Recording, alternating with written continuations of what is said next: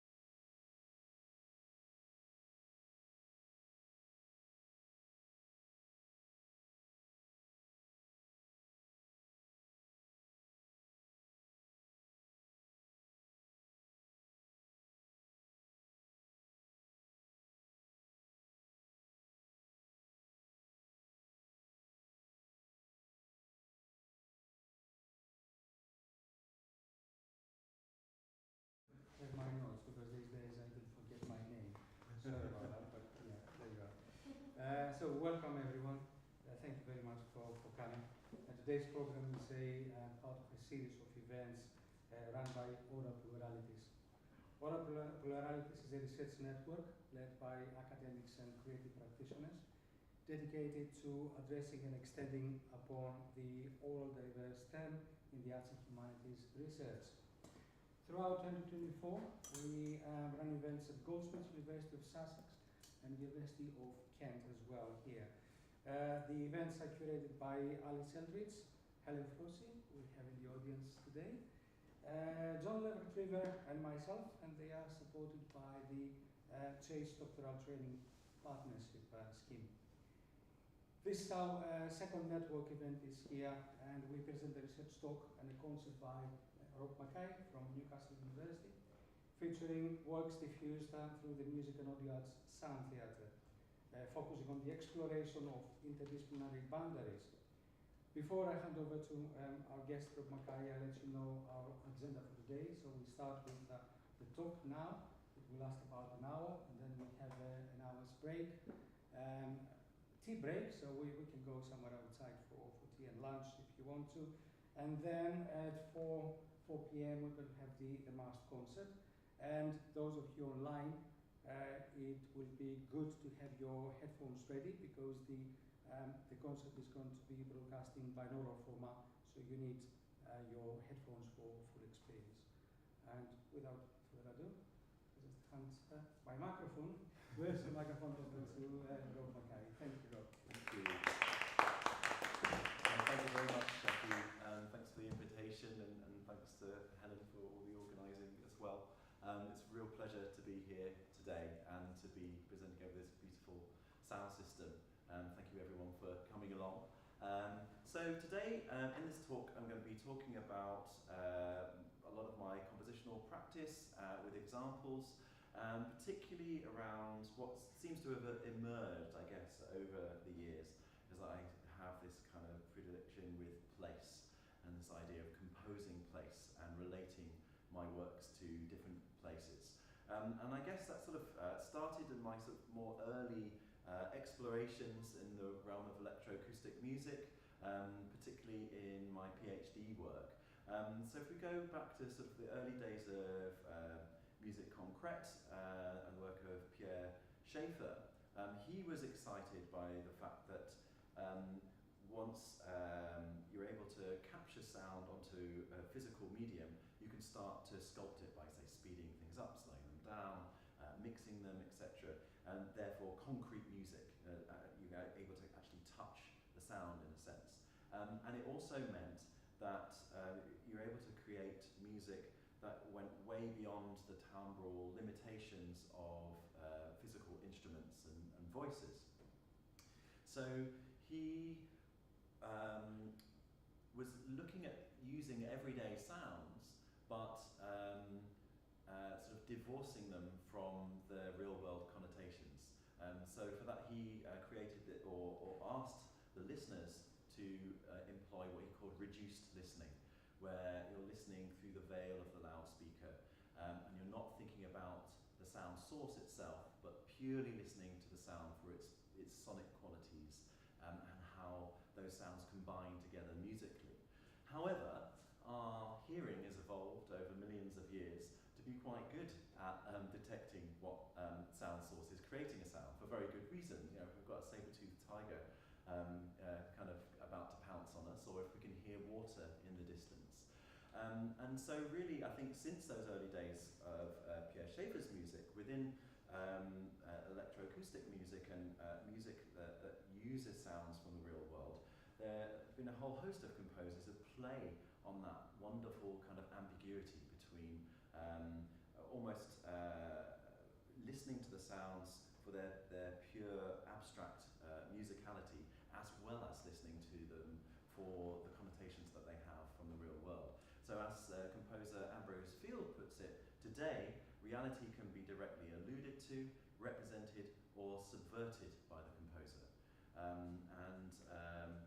The French-Canadian composer Francis Domon sort of created the term cinéma pour l'oreille, or cinema for the ears, a kind of cinema that allows us to create all these images in our mind's eye.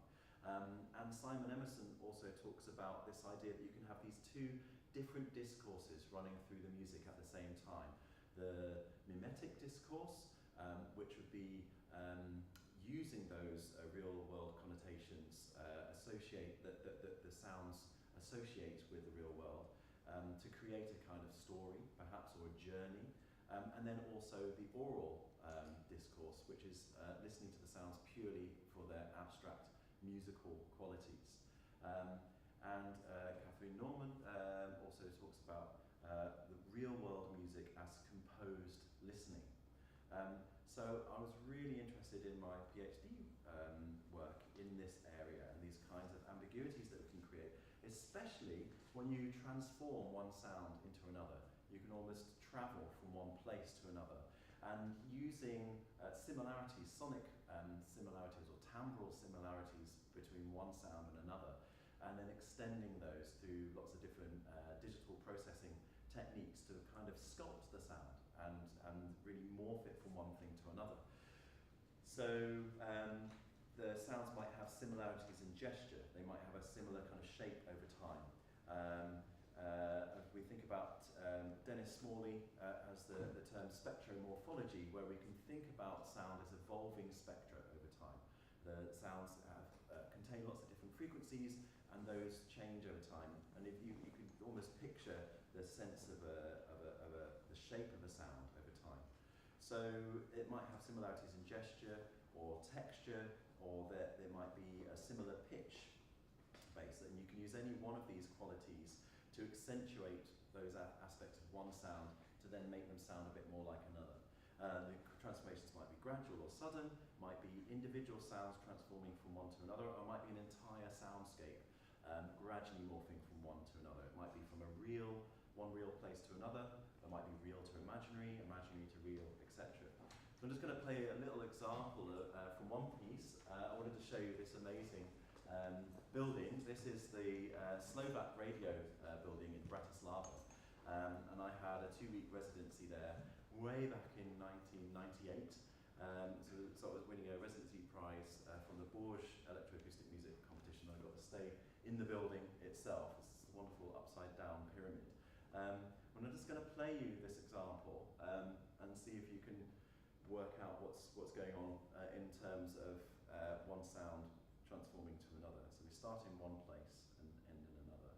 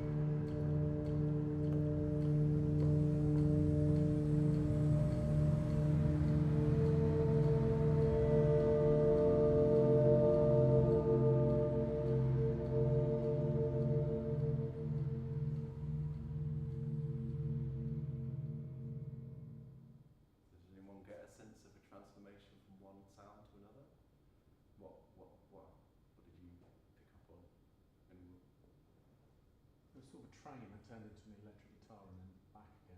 Exactly. Yeah, good. It worked. Yeah. Maintain the rhythmic component. Exactly. Yeah, and that's exactly what happened. So yeah, that was a train at Clapham Junction, and then when I was at the Slovak radio studio, I was touring around there.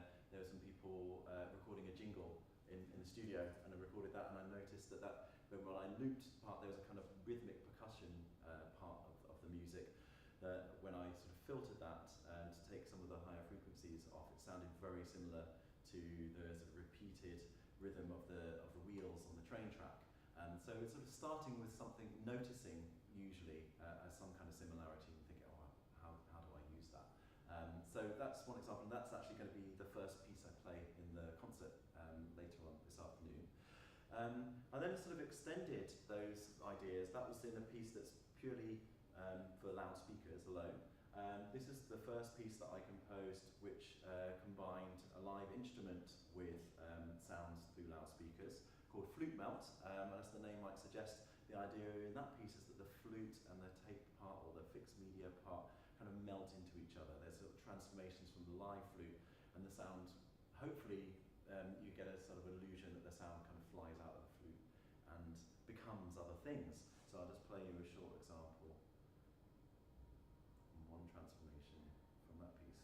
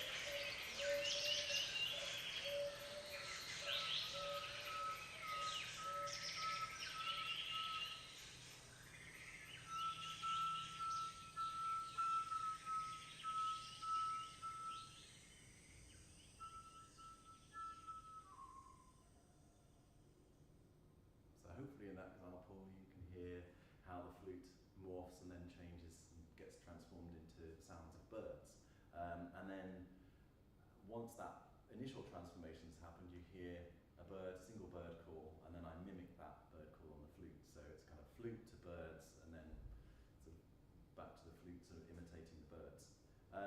And another piece that is for instrument and sound through loudspeaker is Equanimity, which was composed for the American clarinetist Jerry Arante.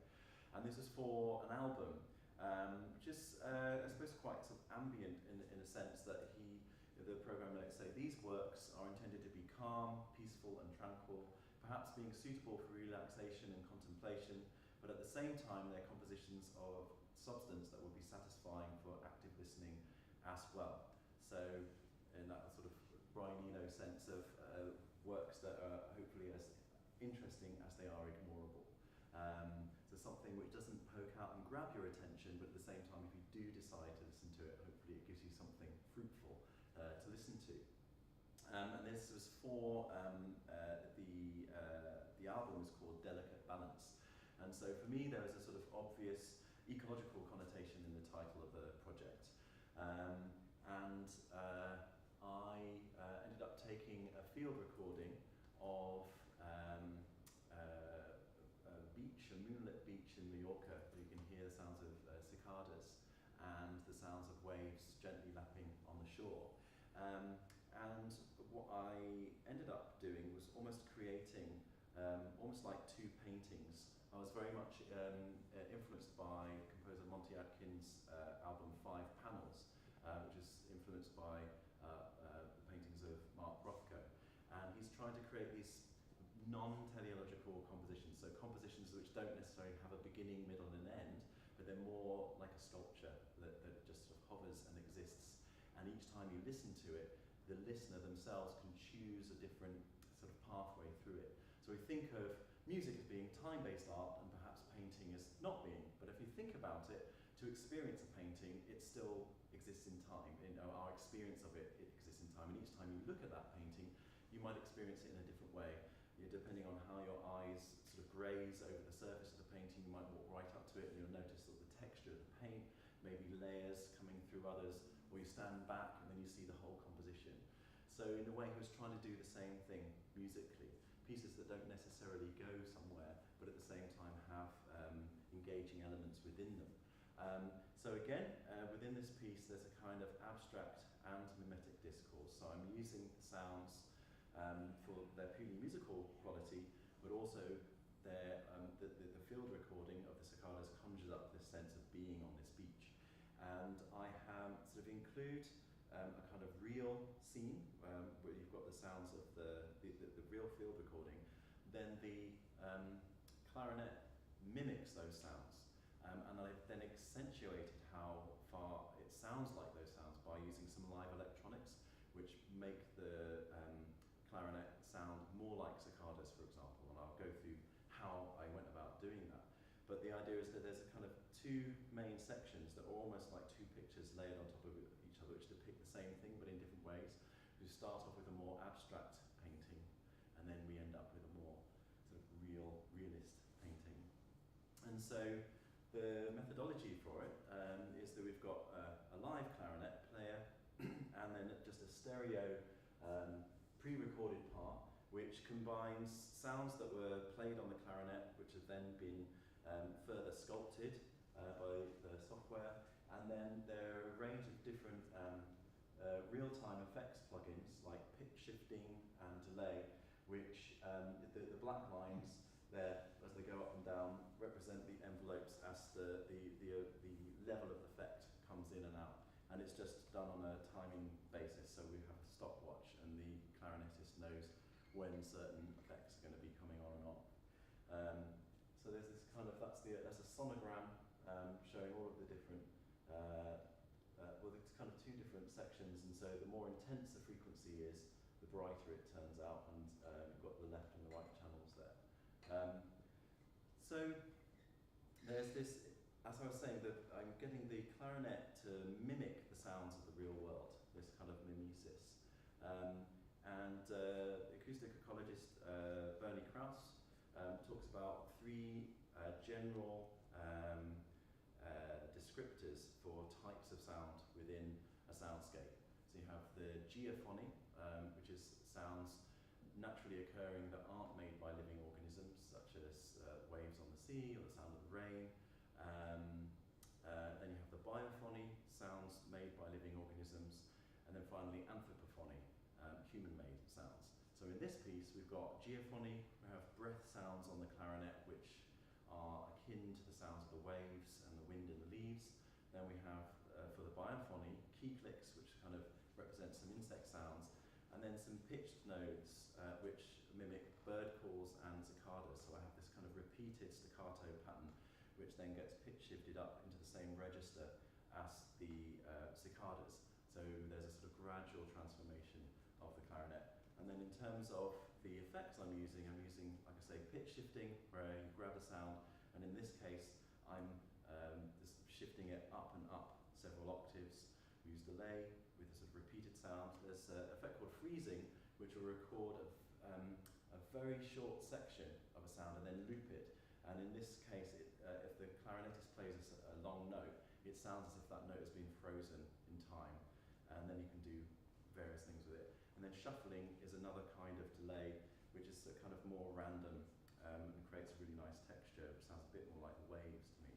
So, in terms of that pitch shifting transformation, I'm using both pitch shifting and delay to start using, sort of creating these clouds of clarinet notes, which hopefully you'll hear sort of start to sound a little bit more and more cicada-esque. And so this is the figure that he plays. And this first example, there are no actual cicada sounds in there, but hopefully by the end of it, you get a sense of this pulsing, which is like cicadas. Oops.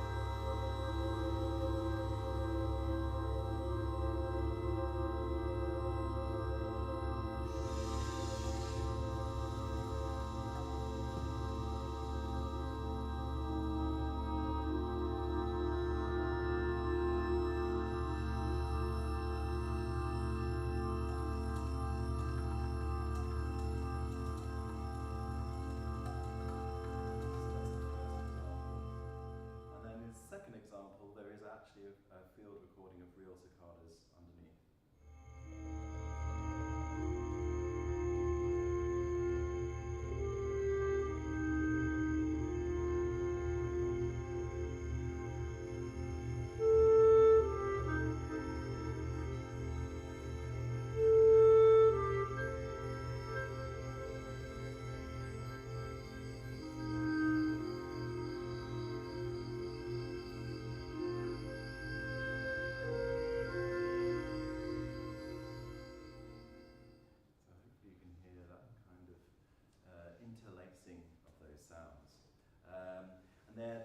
It's quite a gradual textural transformation. This is more of a linear transformation, where I use the freezing effect. Clarinetist plays this single note that gets captured and frozen, looped, and then I change the pitch of it over 2 octaves to create this gradual glissando going upwards, and you can see that there as the clarinet note gets sort of pitched up into the same register as the cicadas, so it's a more linear transformation. You can listen to that.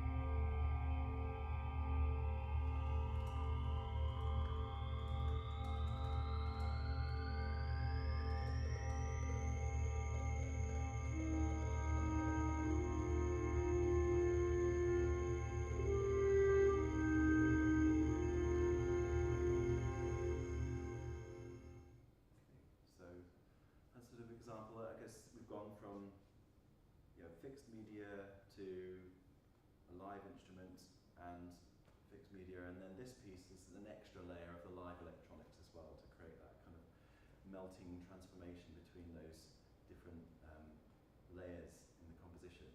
So moving on to a different piece now. I don't know if anyone recognises that mountain in the background there. No, that's actually the Old Man of Coniston, and we're looking at Coniston Water there in the Lake District from a house called Brantwood. It's actually a museum now, and it's the former home of artist, naturalist and social commentator John Ruskin. And I was there as part of a project run by Leeds University called Ruskin Rocks. When you think of hitting a stone, you'd usually think of a dull thud.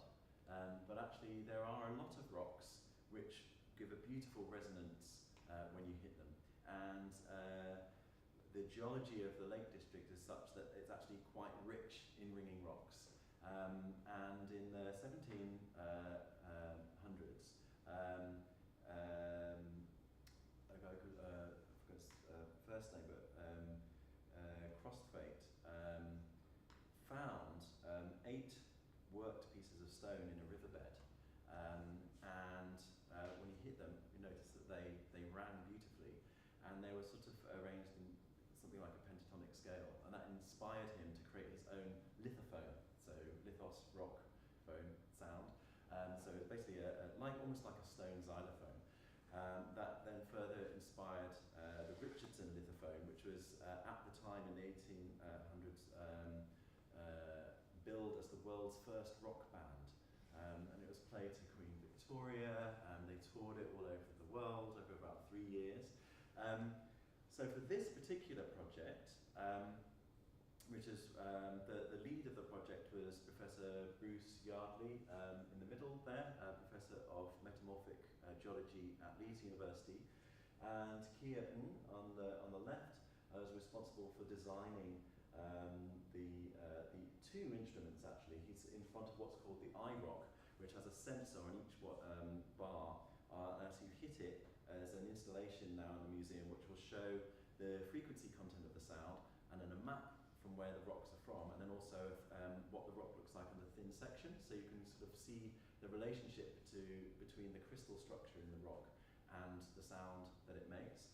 And then on the right-hand side, we have the world-famous percussionist Dame Evelyn Glennie playing the larger instrument, which has 4 octaves, and each octave is made from a different rock type. So the bottom octave is slate, then the second one up is a kind of metamorphic rock called Shap Blue.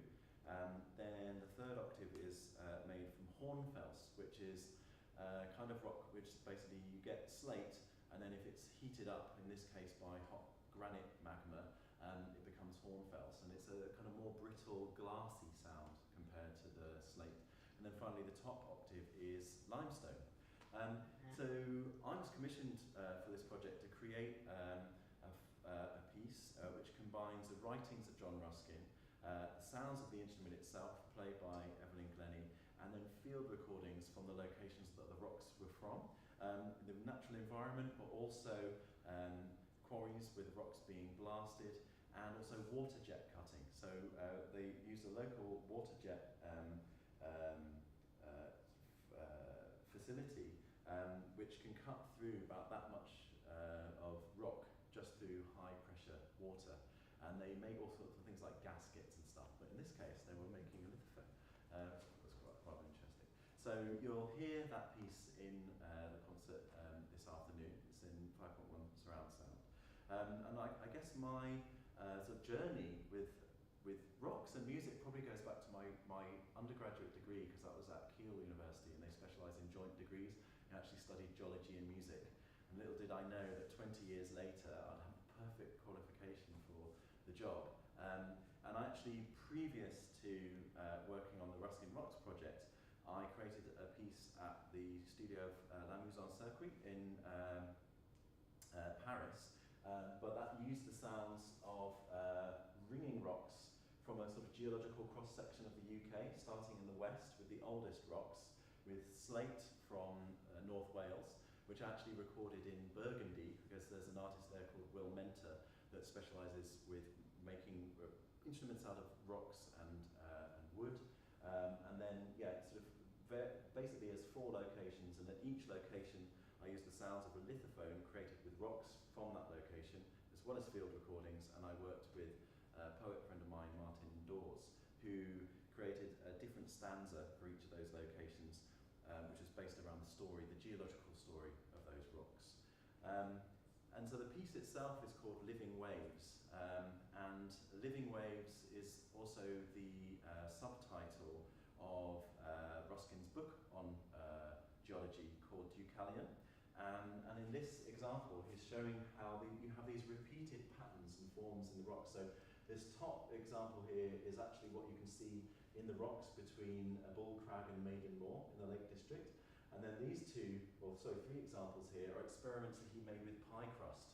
So he made some dough and then used food colouring for the different layers, and then when you squash them together, you kind of get these similar patterns. And it's kind of what happens with the tectonic plates moving and rocks get squashed and thus mountains form. Living Waves was also the title of an art exhibition of his watercolours and drawings, which is all around the idea of form and rhythm in the art of John Ruskin. And he was always fascinated by this idea of repeated pattern and form in nature, from the micro scale to the macro. And so those bottom examples here, we've got a cloud study on one side and a shell study on the other. And you can see sort of remarkably similar patterns between those. And from his book Modern Painters 4, we have this lovely passage where he says, "For a stone, when it is examined, will be found a mountain in miniature. The fineness of nature's work is so great that into a single block, a foot or two in diameter, she can compress as many changes of form and structure on a small scale as she needs for her mountains on a large one." And we can kind of see that here in terms of scale. We've got these folds in the rock here, a human for scale, but then similar folds here with a pen, and then finally in thin section underneath a microscope, right down to the kind of crystalline level, we still have these sort of repeated forms. And I was very much inspired by this in terms of the musical structure, having a sort of repeated patterns on a sort of micro and macro scale, and using granular synthesis, which is a form of digital sculpting which allows us to chop sound up into tiny sound grains, sort of similar to these rock grains, and you can sort of rearrange those in different ways. John Ruskin was also very much inspired by the medieval scholars' idea of music, which is this very sort of holistic and interconnected view. So we have musica mundana, which is like the music of the spheres, this idea of the movement of the heavenly bodies being a kind of music. Then musica humana, which is based on the proportions of the human body. And then finally musica instrumentalis, which is instrumental and vocal music. And I made a kind of very rough translation of those three areas or kinds of music, for the musica mundana being represented by the field recordings of the soundscapes of the locations that the rocks are from, and then musica instrumentalis, the instrumental recordings, then finally the voice recordings kind of representing a musica humana. So I was trying to draw upon these ideas that John Ruskin was exploring in this composition. And I used this piece of text throughout the piece. "And behold, as we look farther into it, it is all touched and troubled, like waves by a summer breeze, rippled, far more delicately than seas or lakes are rippled. They only undulate on their surfaces. This rock trembles through its every fibre, like the chords of an aeolian harp, like the stillest air of spring with the echoes of a child's voice." So it's almost describing these little sort of ripples in the rock, like frozen sound waves, or everything is sort of repeated pattern from one medium to another. For the sake of time, I'll sort of move on, but I just wanted to skirt over some of these different ideas, and you'll be able to hear this piece in the concert. But another aspect to this project was because the rocks are very heavy, they're quite difficult to transport around, but I wanted to sort of share the wonder of how beautiful these rocks sound, and kind of how surprising it is in terms of how created an interactive installation. So I recorded each tone bar of the instrument with a hard beater and then a soft beater and 3 different dynamics. And I put them into a software sampler instrument. So I kind of made a virtual instrument, a virtual lithophone that you could play on a keyboard. But then I worked with Max MSP and a game controller, the Xbox Kinect sensor, which can actually track up to 16 points on the human body, recognises the joints, and then will track those in 3D. And so what I simply did was create a sort of zones in the air. And so as you move your right hand, I think the right hand is the hard beater and the left hand is the soft beater. And then as you move from one zone to another, it'll trigger one note or another. And I use a pentatonic scale. So it meant that it sounds nice, basically, whatever you do. You don't have to have any sort of prior musical knowledge. And the left and the right hand will harmonise with themselves. So we toured this around different festivals, and we had, I think the youngest person was about 5 or 6, and the oldest person using it was 80. And then there's also some visual patterns which follow the right hand. And the idea is that, yeah, with a virtual instrument, you just need a laptop and a screen and some loudspeakers rather than sort of getting a big van and shifting this lithophone around. So I'll just play a short video from that. There we go. So this is what those books sound like. I've done no other processing to it. This is the original recordings.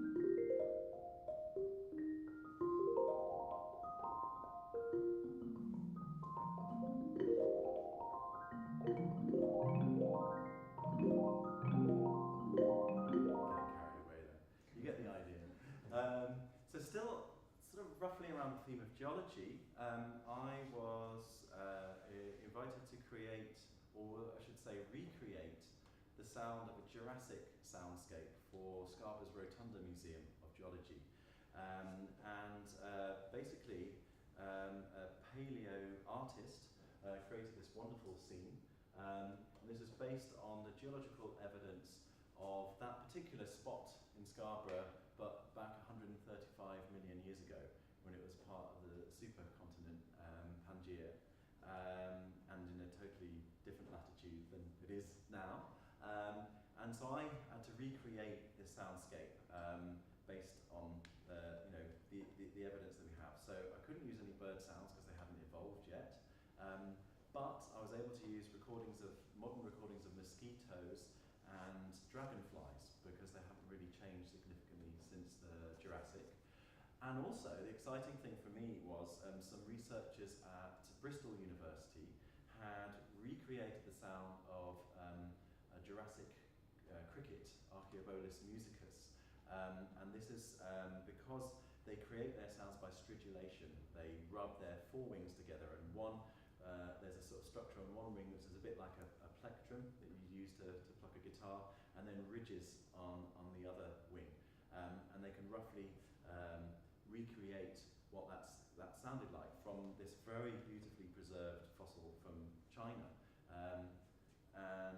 So I was able to incorporate those sounds into the overall soundscape. And then I also created the sounds of potentially some footsteps of dinosaurs, but I didn't try to recreate what the calls would sound like, because there's just not really enough evidence to know how they would have produced the sound and what kinds of sounds they would have made. But you'll hear the Jurassic crickets and some mosquitoes, dragonflies.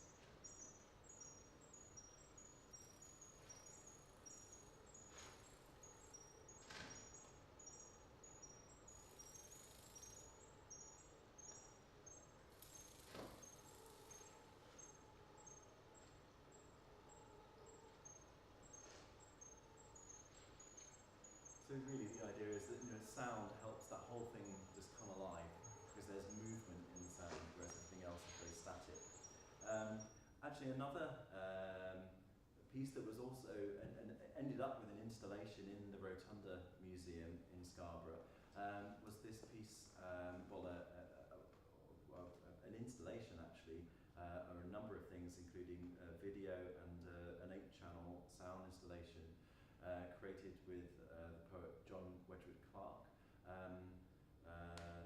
called Resounding Mulgrave. Port Mulgrave is a location on the North Yorkshire coast. It's north of Whitby, just south of Staithes, and it's quite an incredible space. It's the site of there's a jet mine and also an old iron works, and some of the iron in those rocks would have been transported up to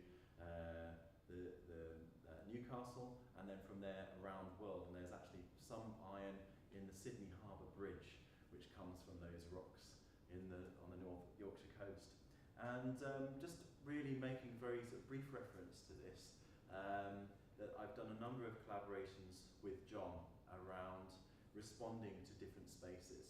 And our method is quite simple in that we'll do some prior research about the place, but then we'll experience the place together at the same time. We'll walk through the space, and then we will create soundscape and poetry installations in which we're kind of re-expressing that space through these different lenses, mine from sound and his from the point of view of description through words. So it's this amazing place. This is part of some beach huts that people have made. It's common land, so people can build on there. And we started a sort of process of what I call kind of playing place as well, where we took found objects and started to sound those within. So there's a kind of real-time response to the space itself. So this is the walled up jet mine. I've got more, there's the beach huts there. These are these iron concretions in the rock itself, locally called whale stones. These are some that have fallen out. They're really quite sort of beautiful. And in this, I won't play this video, but there's a video of me sort of interpreting what I'm seeing on that rock, which is locally again known as a sheepstone, because these are rocks that have fallen out of the cliff onto this softer rock, and so the softer rock has become more eroded, and you end up with these stones kind of, they look a bit like sheep from a distance, I guess is the idea.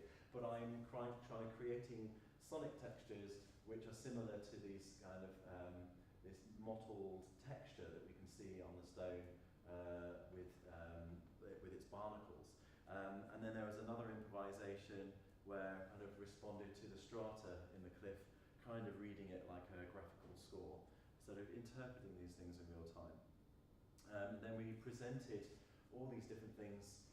We did sort of 1 minute long videos and bits of text and different artifacts that were displayed in the display cases. And then finally an 8-channel composition in this upper room where you're basically in a cube of sound. And I wanted to get across something of that sense of the enormity of the cliffs as well, and sort of a sense of being in the space through sound. Another collaboration with John was this piece, Above 8, and this was responding or exploring the Humber Estuary, and the title of the piece, Above 8, represents the importance of keeping the pH level above 8. So as the oceans become more acidified, the pH will start to drop as it becomes more acid. And that actually spells a lot of difficulty for organisms which communicate chemically, so through smell. And if the pH drops below 8, a lot of organisms won't be able to communicate chemically anymore, including the harbour ragworm, which is a microscopic worm which lives in the estuarine mud, and its mucus-lined burrows actually hold the mud together. So if you don't, if they can't communicate, they can't breed, therefore there's no burrows, and therefore nothing to hold the mud together. So all of that mud gets washed away, and system with it. So again, we created an installation for the Maritime Museum in Hull for that, and more recently a project called Red River Poetry, which responds to the Red River in Cornwall, which is where John was brought up, and it's red from all the iron oxide from tin mining. There's a lot of heavy metals in the river, and it's still quite toxic for most things to exist in, but there's a species of trout which has evolved to survive in those waters, and actually what we found over time was that actually quite a lot of life is thriving in there. But the river itself, there are some courses, it's not very wide, it's more of a stream really, but it runs in the open but also underneath the road. I was there dangling some microphones in the manhole cover, and it finally comes out to the sea at Withian, and we're looking in the distance there to St Ives. But there are also these settling tanks where the ore would have settled and people would have sort of panned for the ore out of those. And these are almost like different ecosystems. Each one has a slightly different amount of water or oxygen coming in, and we found that it's kind of different kinds of life in each one of them. But as I dipped hydrophone inside some of these, and also these ponds which existed next door to the river, you can hear this sort of abundance of life. But this one on the surface, you would think, from looking at all of those lily pads, that there would be perhaps a lot of activity under the water. You get a lot of sounding underwater aquatic insects and also aquatic plants. As they photosynthesize, you can hear them releasing their oxygen bubbles. But when I put the hydrophones in here, there was just nothing. But then a few meters away, we dipped them into this one, which, from the surface of things looks maybe slightly less fruitful, but this is what we could hear.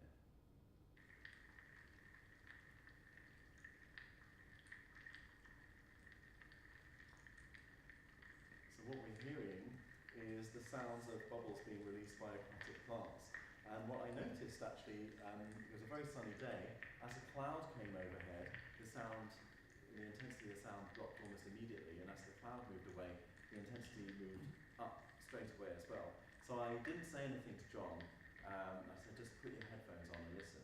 And that was his rather amazed face. And we went to Bell Lake, which is just another location further downriver. And in this one, as well as the aquatic plants, if you listen very carefully, you can hear another sound. It sounds a little bit like bicycle spokes.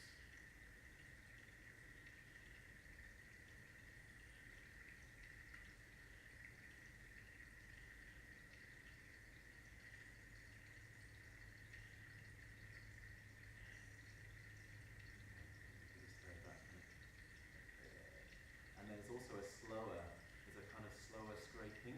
We think that is a water snail grazing.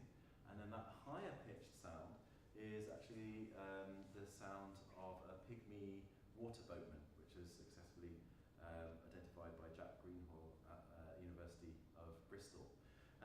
So we're sort of conveying the sense that there's actually life still sort of thriving in these locations.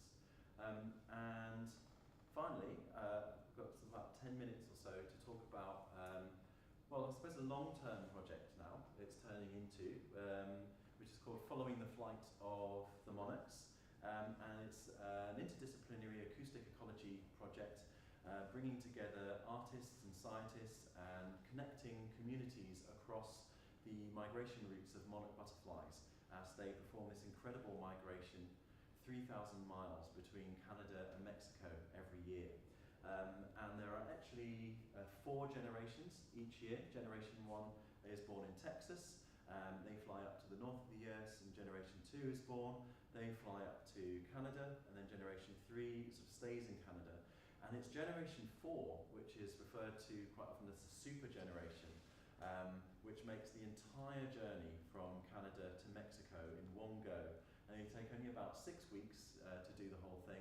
They start their journey around the equinox in September. They get a sort of light cue as the days start getting shorter. They know it's time to start migrating south. They're following the food sources because the only plants that they can eat, or their larvae can eat, is milkweed. And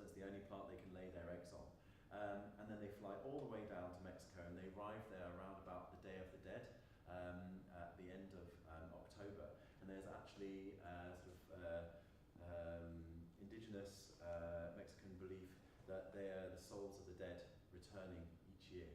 And they stay there, amazingly, for nearly 6 months, and they breed in around February, and then they fly up to Texas. They lay their eggs around April, and then generation 1 is born, and the whole cycle starts again. But I think it's quite remarkable to think of a butterfly living for that long.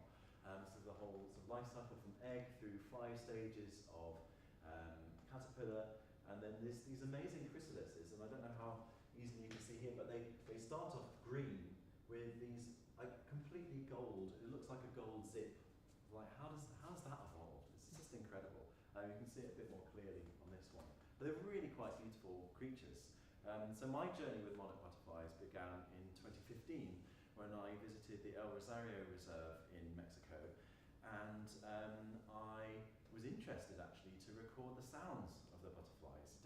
Again, like the rocks, with the butterflies you don't usually think of butterfly making a discernible sound, but because when they overwinter in Mexico, they swarm in millions, and because you're surrounded by millions of butterflies, you can actually hear this beautiful, delicate, sort of crinkling sound of their wings, and I was really interested in trying to capture that. So I went there and I was able to record their sounds of this sort of, millions of tiny butterfly wings alongside recording them.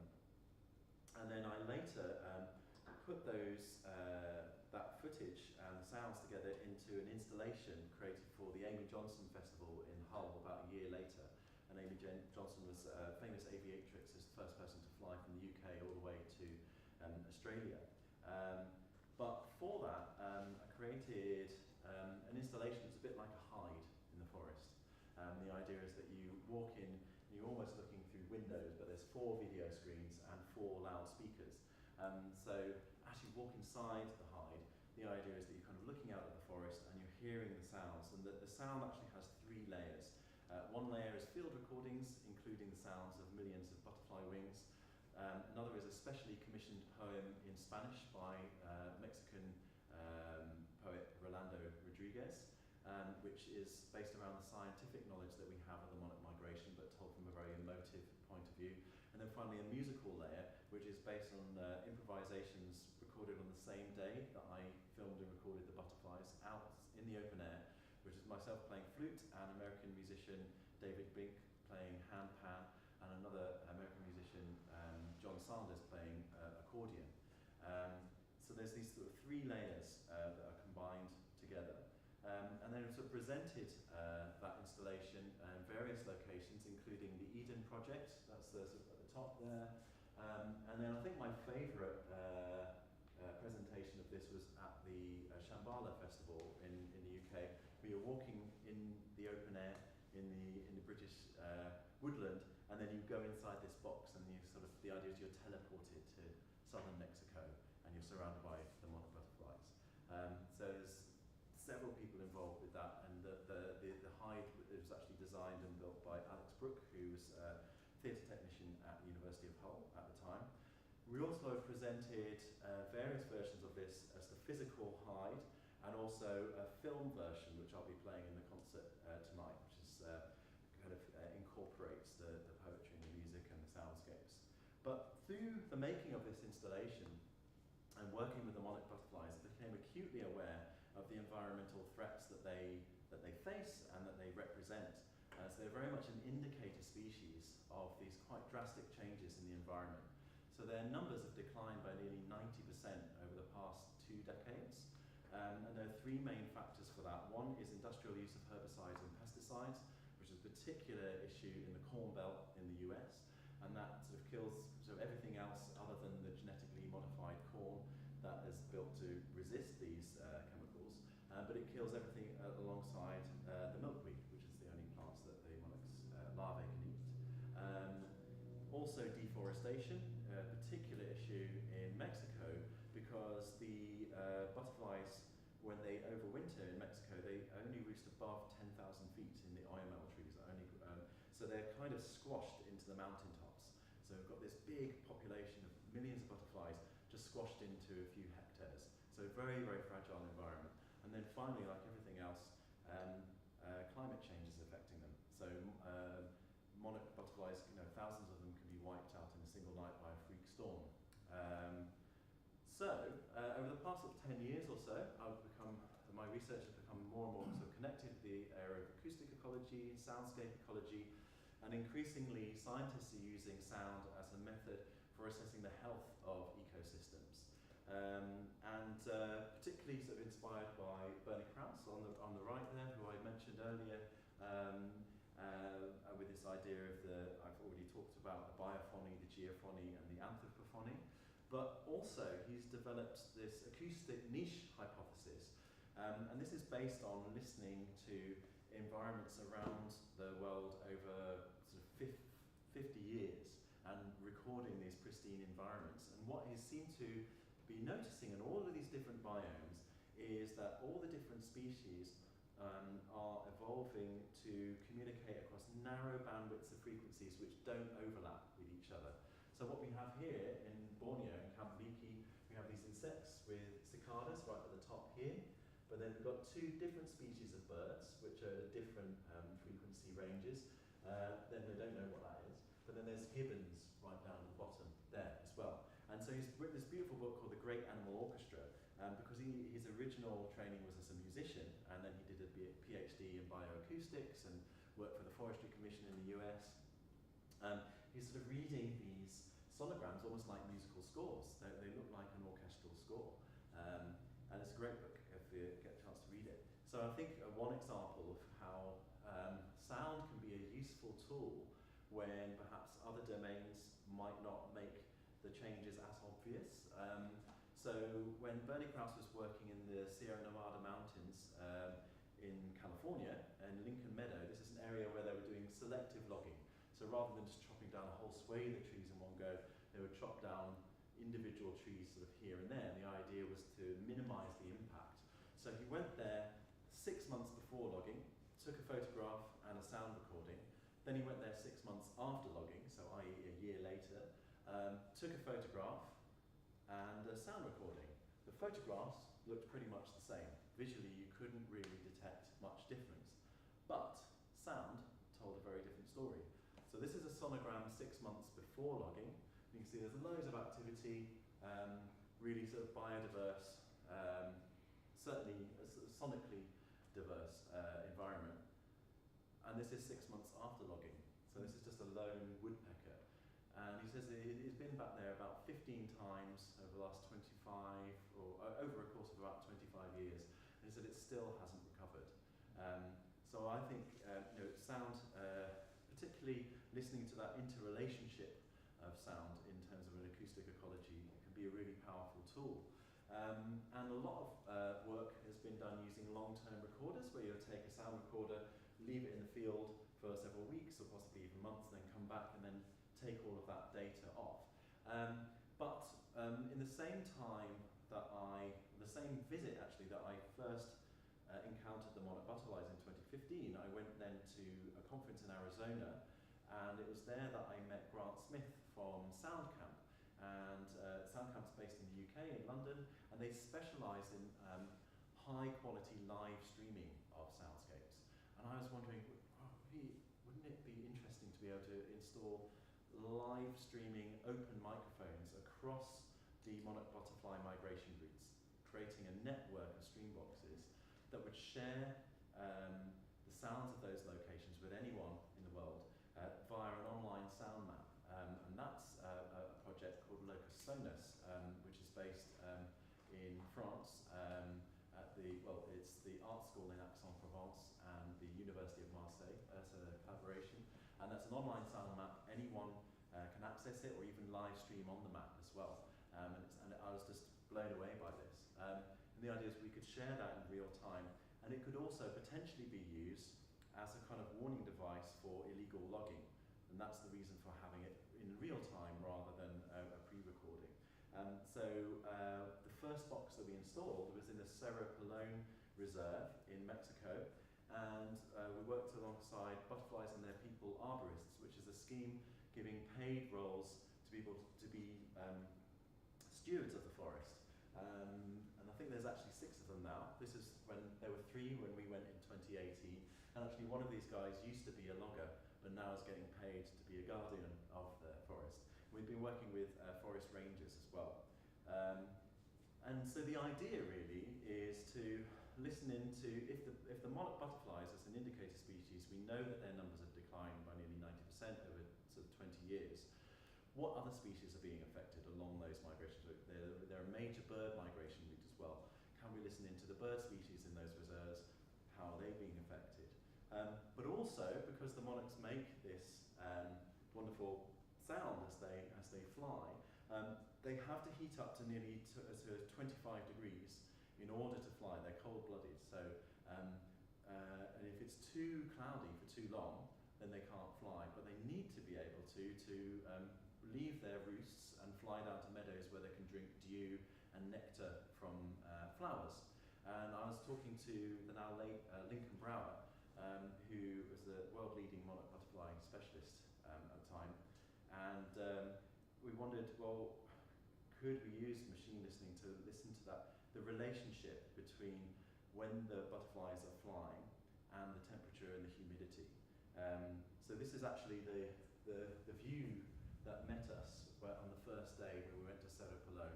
I was recording these sounds with a sound-filled microphone, which records the sounds in all directions. But it's just amazing, just this kind of cloud of orange, and the way that the sunlight shines through their wings is really beautiful, a bit like stained glass. So I've got an example then of, like, can we tell just by sound when the monarchs are in the meadow or when they're not? So this is the sound of that meadow when the monarch butterflies aren't there.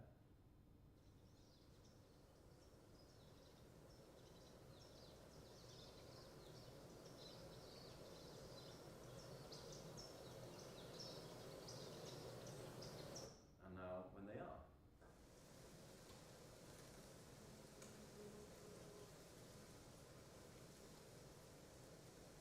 Hopefully you can hear that lovely delicate sound.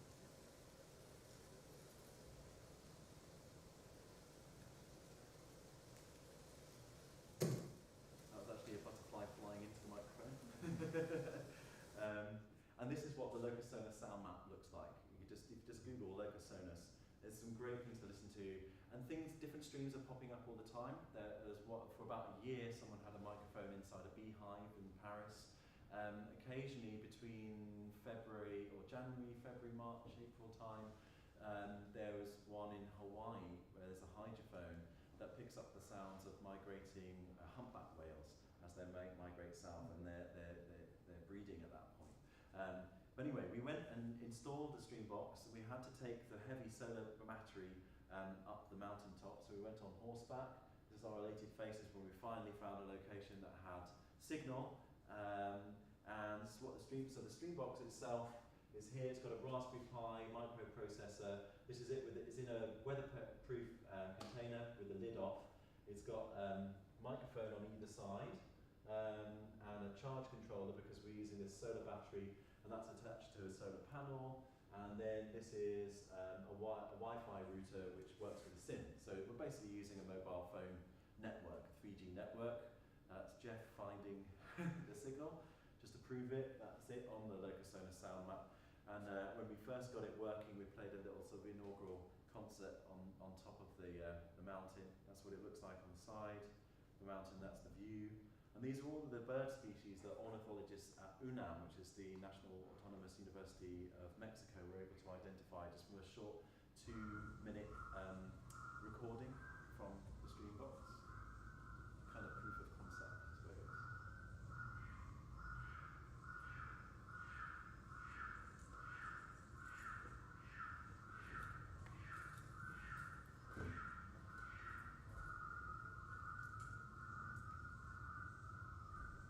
If you listen for longer, you can actually hear some hummingbird wings as well.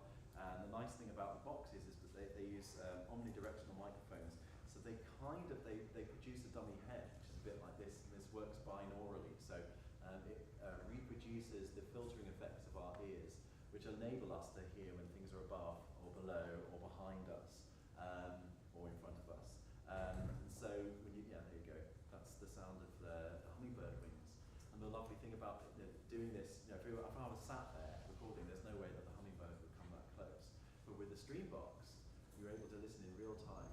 Sort of putting your headphones on, it almost feels a bit like putting my head on your side virtually into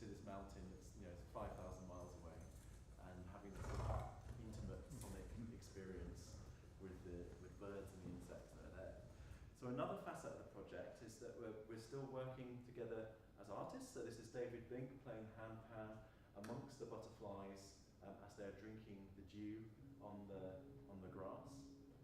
So we do these sort of musical improvisations within the reserves and responding to what we can see and hear and having this sort of interrelationship.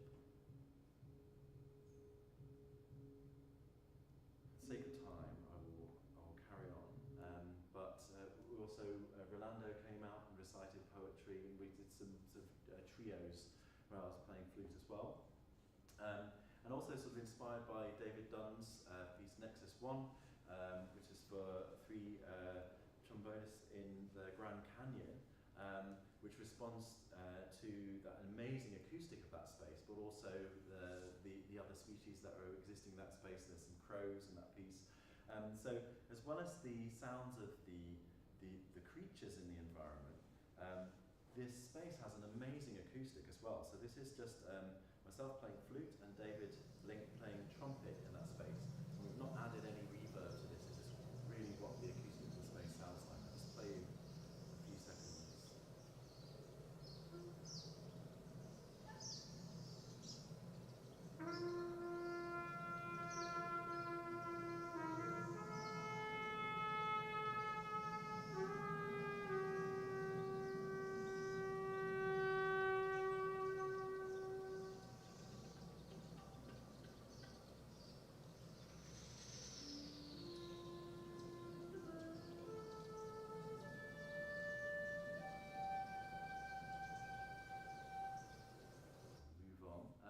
So we installed the first Dreambox in Serapolone in 2018.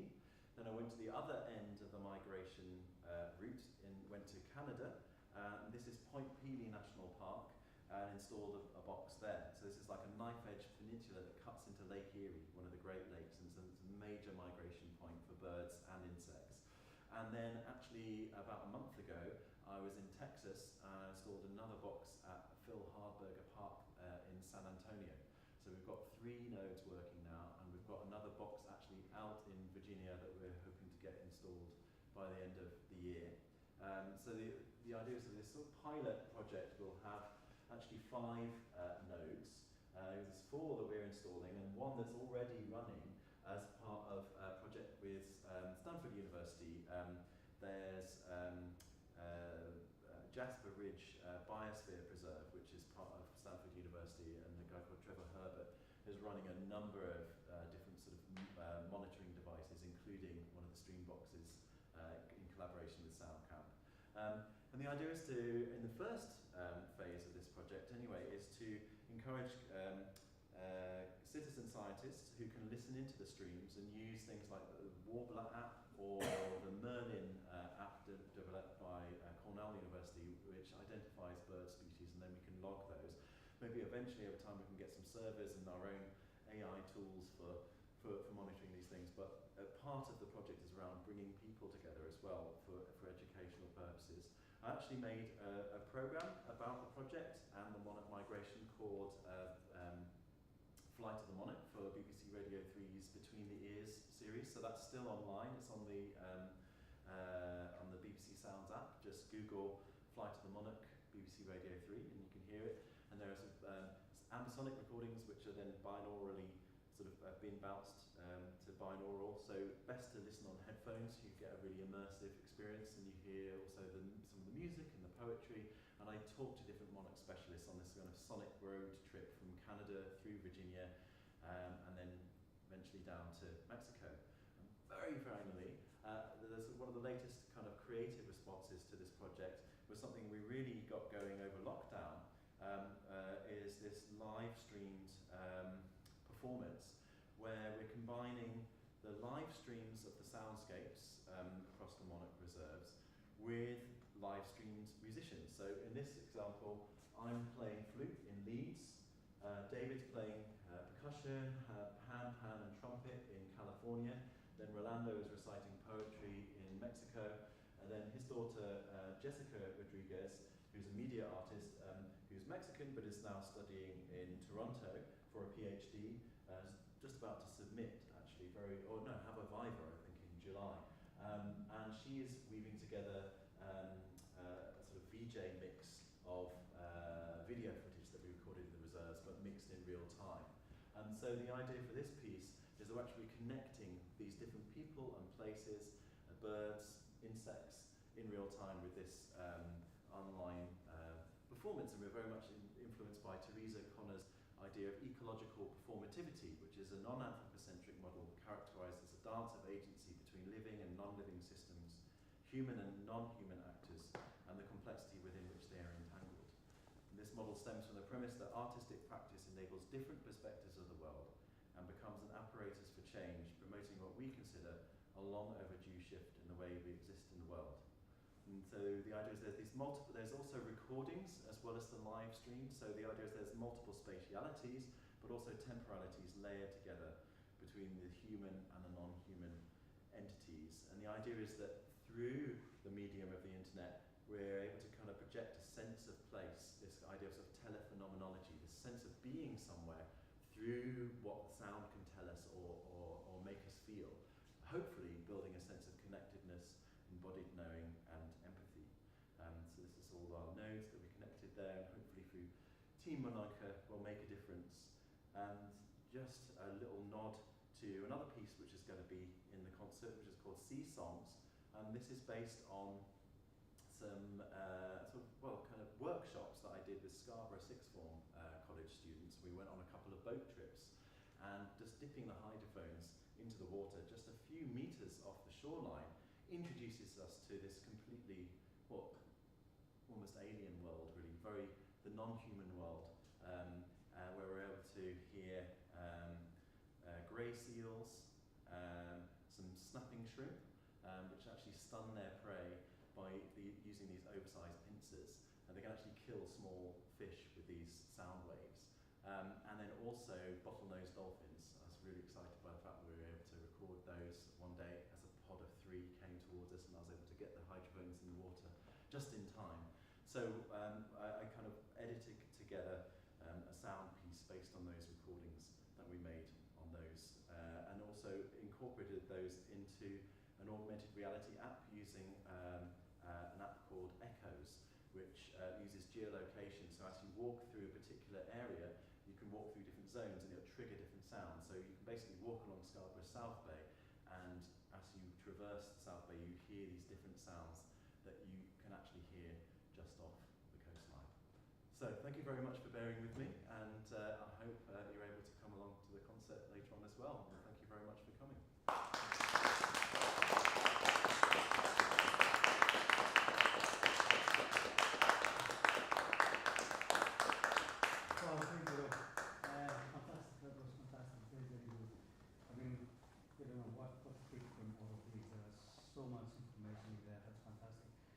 Let's ask the audience here first if you have any questions at all for Rob. I have 2 questions. Great. One is because I'm Canadian. Great. Yeah.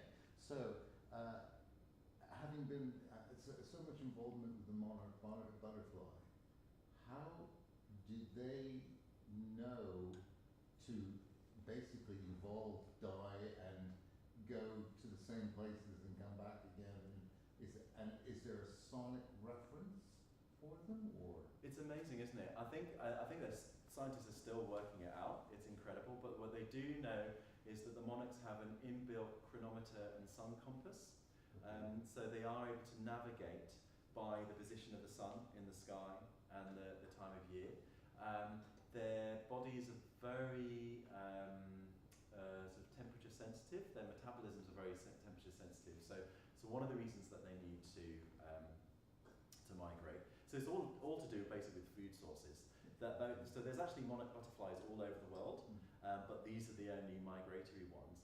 And the migration exists because they're following the milkweed, right?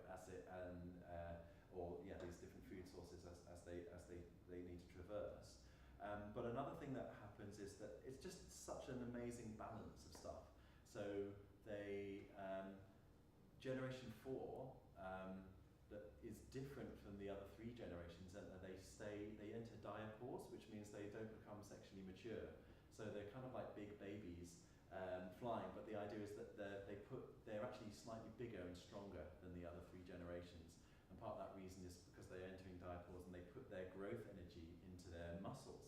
and they fly down to Mexico, and it's only in February, several months later, that they become sexually mature. Then they mate, and then the females fly, well, all of them fly north, but the females have the fertilized eggs inside them, and they lay their eggs again. Pablo Jaramillo Lopez, who's a monarch specialist, he's actually a soil specialist, but he knows a huge amount of monarch butterflies as well. He's got, there are thoughts that there may be like pheromones maybe in the soil that's sort of bringing them back as well. Like a lot of migratory species, they might be there's like magnetism is another. They might be able to detect the sort of magnetism. So it's incredible. Yeah, they literally do quite often return to the very same trees that their great grandparents were at the year. Because there are before. theories that there are microsonic referencing for insects as well. So yeah, well, I know in it's terms not of sound, I mean, that would mine. be really interesting. I Yeah. know there are some moths that respond to sound. I know Yeah. there's some other, but I've talked to Pablo about that, and obviously they don't have ears. They do respond to vibrations in their body. So when you go to their roosting grounds, you have to be very quiet because it can sort of scare them off the trees. But there's no, as far as I know, there's no evidence or any work done on. We know that they don't communicate through sound, but maybe there is something going on that in terms of microsound that we don't know yet. That'd be fascinating. It'd be really cool. So if it was. my other question, if I may, is primarily your first instrument is as a flautist. Yeah. Okay. When composing, do you always, as a composer, think I must include the flute or a reference to the flute or into my composition? I mean, do you feel driven to do that? And I'm asking that because as a composer myself, the last instrument I put in is the one that I play. Yeah. 'Cause I think for me, like most, I mean, I suppose I've ended up showing quite a few examples that use the flute. I think, mostly, I probably think of myself as a composer or sound artist first, and it's about, I'll go out in the field and record sounds and use those. So probably most of the time I'm not incorporating any instruments into my work. I think flute melt, the reason I did do that was because I played the flute, and for me it felt like the easiest thing to do because I knew how that worked and I could produce the material myself, and I had a sense of the different so I kind of had control over all the material. I could improvise things, try ideas out.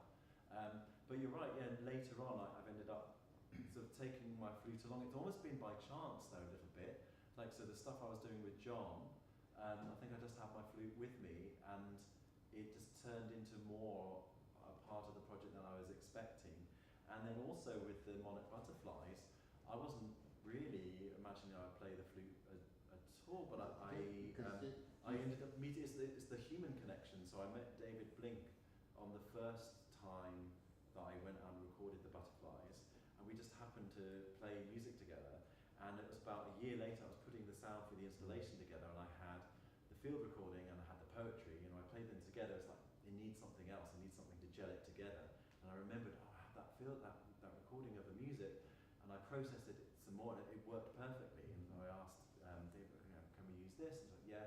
So then when we went out again in 2018, my focus was on, right, I'm installing a stream box, and I'll take some field recordings, and I'll make a piece of us in the field recordings.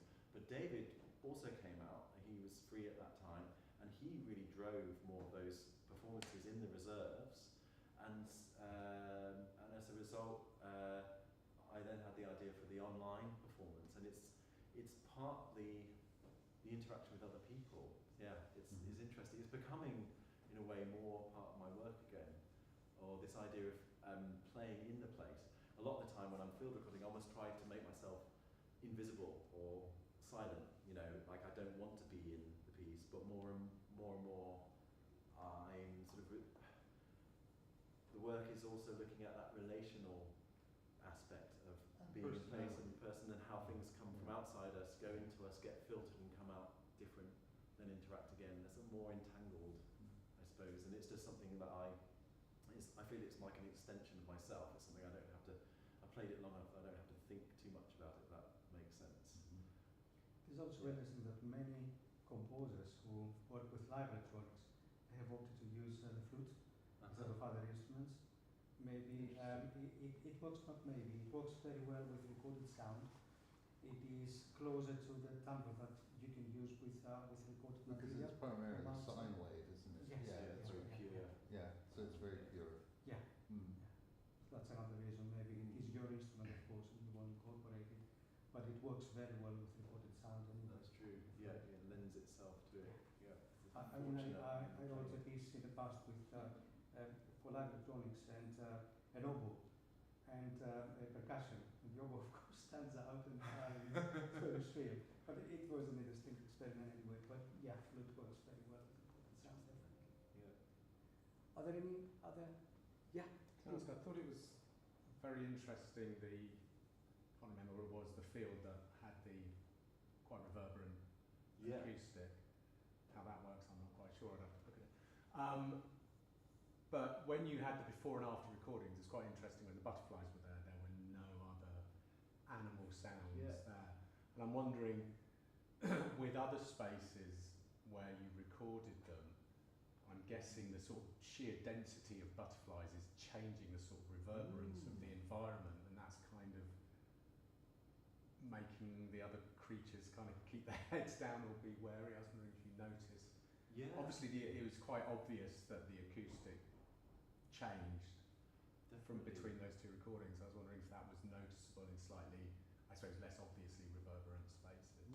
Yeah, I think that's a really interesting point. I think, we'd have to do more, something more sort of rigorous, recording at Yeah. particular times of day Yeah. and locations to really see if there's a correlation there. But yeah, you're right.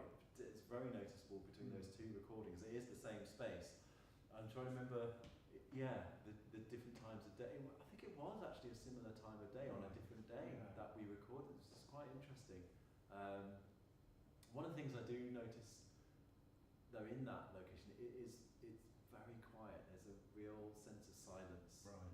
and a particular feeling that I always get when I'm surrounded by the butterflies. It's hard to describe. But also, over last time I was there, that actually you hear their wings because they kind of almost slap their wings together as a point where they're sort of getting off the ground, or so they are literally sort of clapping their wings together, and that's what's making that snapping sound.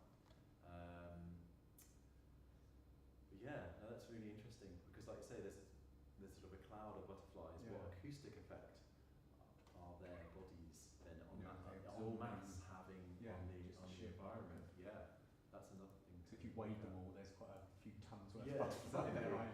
yeah, absolutely. Very scary. Yeah. And I think that space, we were like, what? How is it reverberating? There's a mountain on one side, but then the next time we went back in very early 2020, in January 2020, and there's actually another meadow which is behind some trees, which is like in a big valley, and I think the sound was also echoing through that and through the trees. But it's incredible. It's an amazing acoustic. Yeah. Yeah, thank you. That's some food for thought there. Yeah. Do you have any other questions in here? Yes, please. I'm not sure how to phrase this exactly, but I feel like there's, on the one hand, a kind of ecological angle which sort of, I don't know, speaks more to documenting and recording and almost like something that's more scientific, I suppose, and then which kind of has this sort of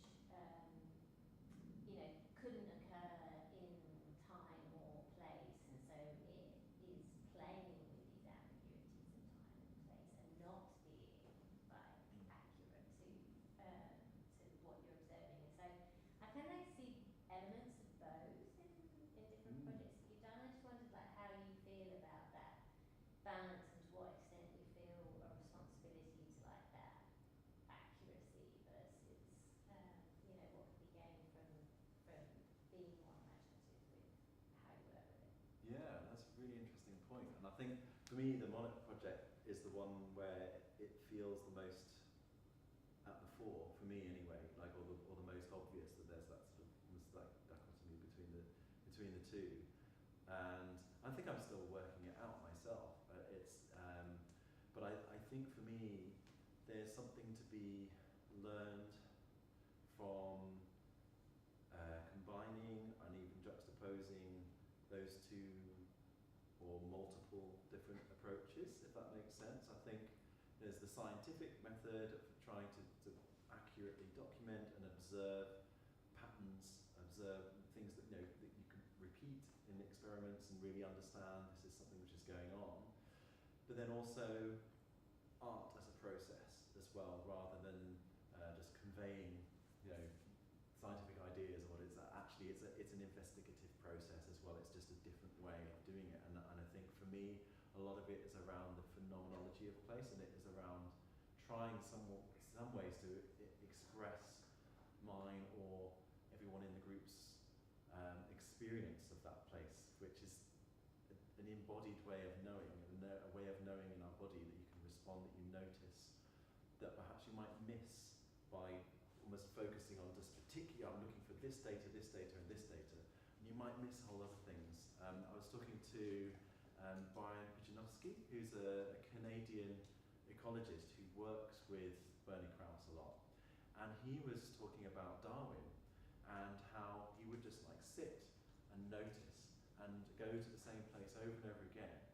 And he was saying that because we know so much more, there's more and more specialism going on in different areas because there's just so much knowledge. But you can sometimes, if you're just looking for one thing, you can miss all sorts of other things. And he said there's so much sort of benefit or so much to be learned by just actually being open. And I think for me, the artistic process is that going with less preconceptions, maybe. I mean, maybe I'm pigeonholing a bit, but I think particularly if you've got like a scientific hypothesis, right? We're going to, for example, the scientists are using these little things called eye buttons, which look like watch batteries, and they measure temperature and humidity, and so they're looking at a relationship between temperature and humidity and the behaviour of the butterfly. So it's through using those eye buttons that they know that the monarch butterflies need to heat their bodies up in the sun up to 25 degrees before they can fly. We know that that's a fact, and that's something they can measure.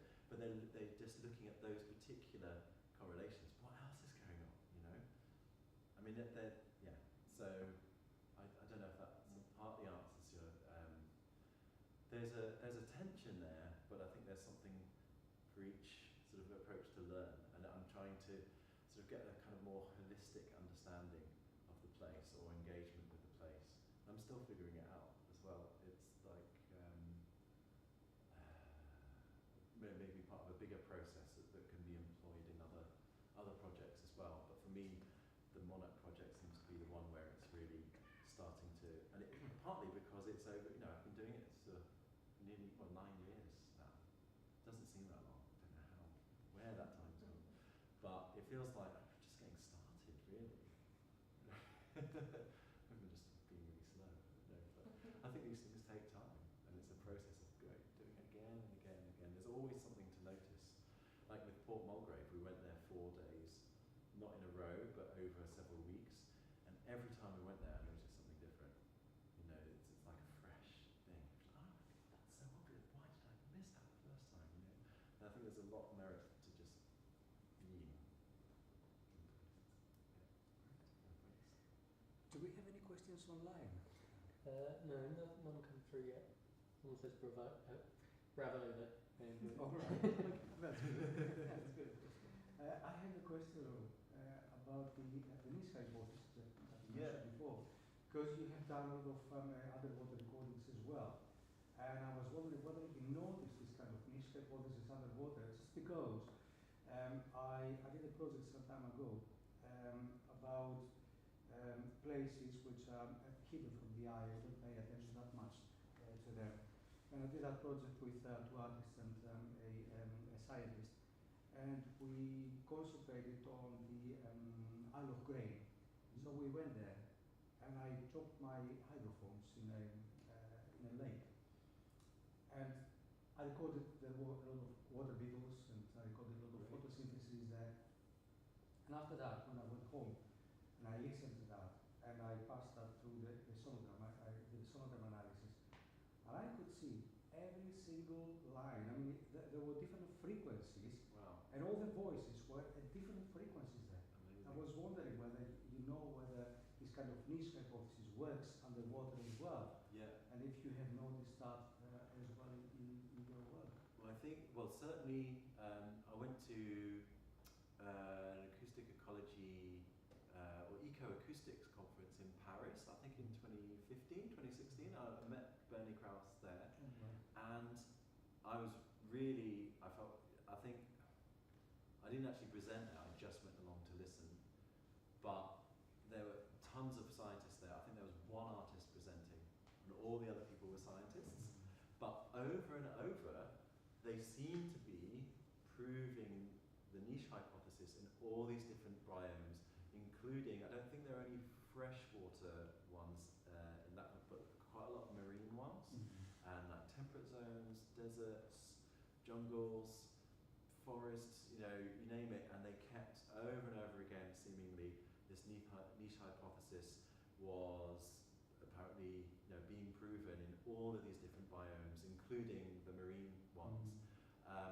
I haven't done enough, I don't think, sort of freshwater recordings to really be able to compare. But certainly those ones, like you see even the bubbles are on one level, and you've got the in that one I played you, like the grazing snails down here, and you've got the pygmy water boatman up here. But there's a PhD student, David de la Haye, and he's done tons of freshwater recordings, and he's actually looking at the biomes of ponds and doing some really interesting work there. He's a really great sound artist, and he's set up a Facebook group, an underwater soundscapes? What's underwater field recordings group? Anyway, you can join the and he's always sharing stuff on there and different, and he's got tons of recordings, and so he would be a good person to talk to about that. Yeah. Yeah. Thanks. Anyone else? Yes, please. I was curious, you described the kind of phenomenological aspect where it's kind of being filtered through your experience, but I was curious, kind of maybe basic level, like, did you find when you went with those groups that people's experiences of places sort of diverged at all, or like whether they were generally quite kind of homogenized? And yeah, I was curious about that. Yeah, I think I'd love to do more work on that, really. I think it's because it's been something that's sort of evolved in a way. I think certainly when I've been playing with the musicians, there's definitely felt like a sort of complicity between ourselves and the place, and it's felt very fluid. I don't think I've done enough discussions really with people afterwards to really get a sense of maybe how different or similar things are, apart from maybe the latest visits. I went out to Mexico and Canada earlier this year, and I was specifically working with a Mexican dancer, Patti Solorzano, and she also informs a lot of her work by reading scientific papers, understanding how the monarchs respond to temperature and humidity. So if she was trying to embody a butterfly, or a monarch butterfly, how might she respond to light in the space, etc. But also she observes the flight pattern. So one of the practices we actually ended up doing together that she developed was literally just sitting there looking at the butterflies and then tracing on paper where are the flight patterns. And don't think too much about it, just follow them and see what patterns appear on the page. And there were a lot of similarities there. And I think we had quite a lot of time I think on other field trips, they've usually been just like 4 days or something. It's very focused. Whereas we actually got to spend several weeks together, and those deeper conversations happened. And I think that actually felt to me like there was a lot of overlap in terms of our experience. But I'd love to do more around that. Yeah, thanks. Excellent. Thank you so much. I think we need to leave Rob for a while, just for a break before the close. We just have enough time to change the setup, and then we'll start the concert. Thank you so much, Rob. Yeah, We'll start the concert at 4 o'clock. Thank you.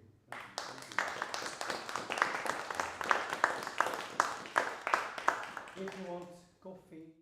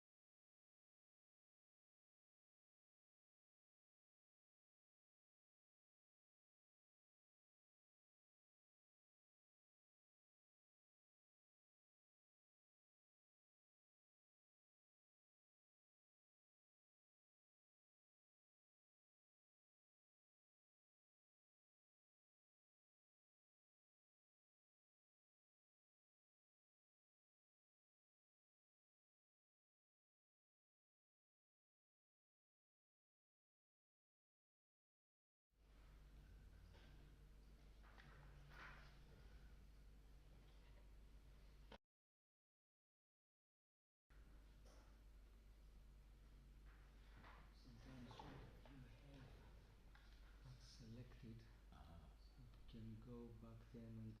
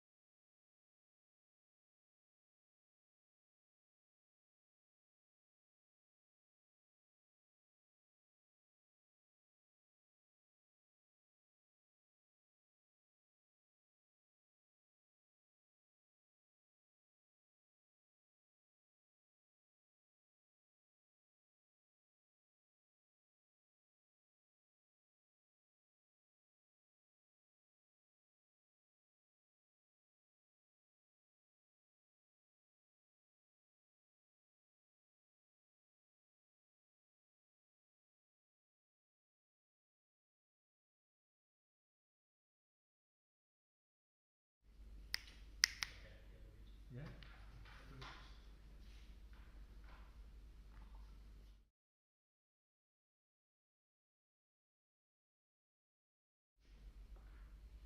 Well, great. Thank you for coming back. I don't know if I actually introduced myself before. I'm Aki Pastulas, okay? I work here at the University of Kent. I'm a composer and a reader here at the Department of Music and Audio Technology. And we welcome back Rob again. So you will play your pieces. Okay. Thank you. Thank you very much. If you want to introduce your first piece, Yeah. would be great. Will do. Great. Thanks, Aki. So in this concert, I'm going to be combining a number of pieces, some stereo, where I'll be spatializing the works in real time. It's kind of performance practice. I'll be playing one piece with flute and one video piece and another multi-channel piece for 5.1. This first piece is called Postcards from the Summer. You heard me reference it in the talk. It's basically a piece I made whilst I'm in residence at the the experimental radio studio, Slovak Radio in Bratislava, and I'm kind of taking the listener on a journey by presenting these different sonic postcards of locations that I visited during that summer, from a farm in North Wales to London, Bratislava, Prague, and Munich. And I use sound transformation techniques to enable the listener to travel from one place to another. So, hope you enjoy that.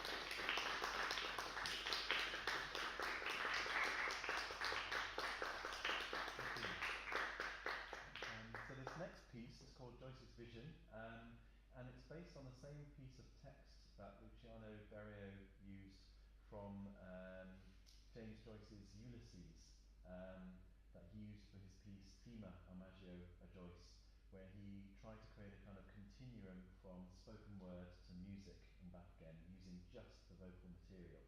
And I used that same piece of text.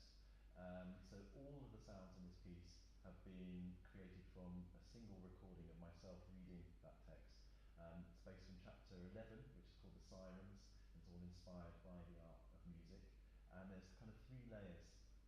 You hear the whole text itself as recognisable speech. Then there's a completely abstracted layer where it'd be very difficult probably to tell that those sounds originally came from speech.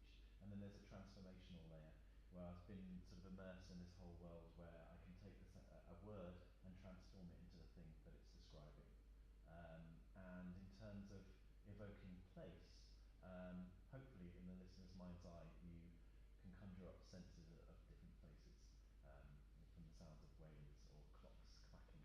So I hope you enjoy this next piece. It's just about 4.5 minutes long.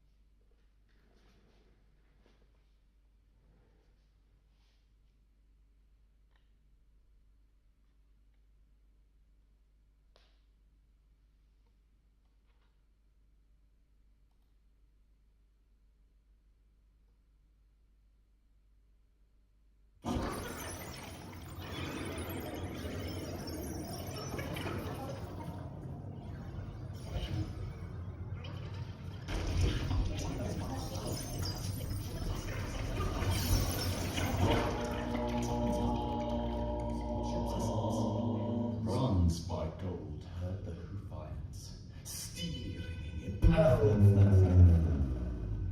chips, picking chips off rocky thumbnail chips.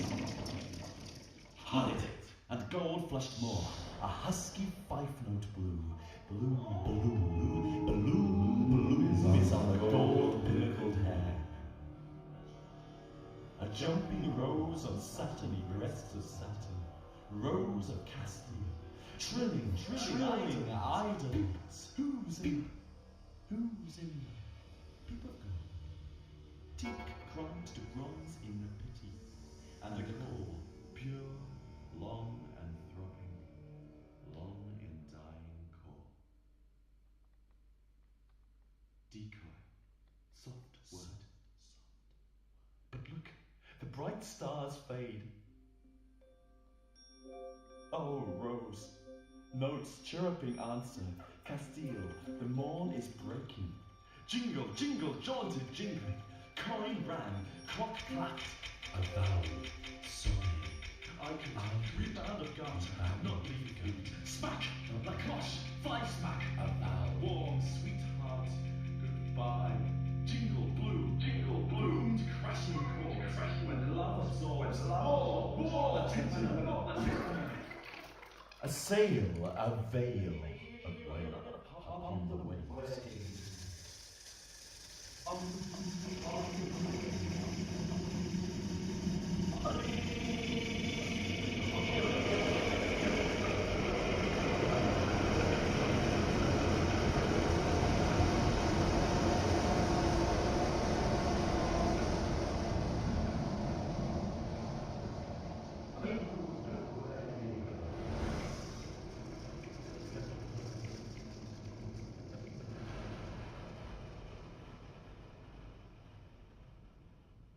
Lost, throttle fluted, all is lost now.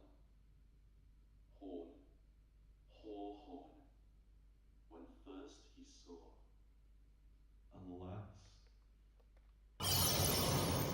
Full tuck, full throb, wobbling, alluring. Mother, come, clop, clip, clap,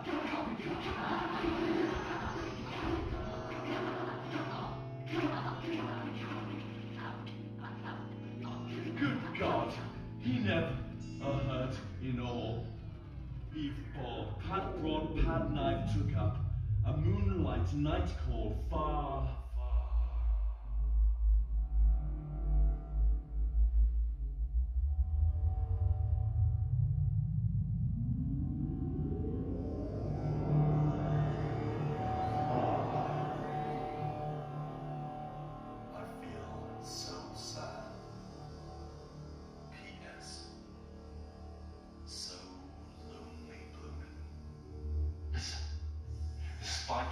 grinding coal seaboard.